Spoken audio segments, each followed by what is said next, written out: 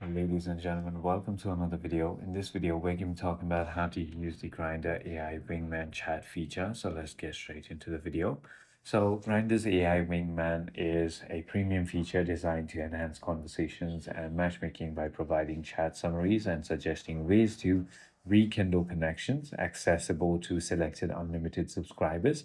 The tool uses AI to highlight high potential matches A-list and analyze chat history, allowing users to efficiently manage dating interactions. So you can simply go ahead and access the A-list. So the AI Wingman curates an A-list for you, surfacing users with whom you have high potential, meaningful connections, or past conversations.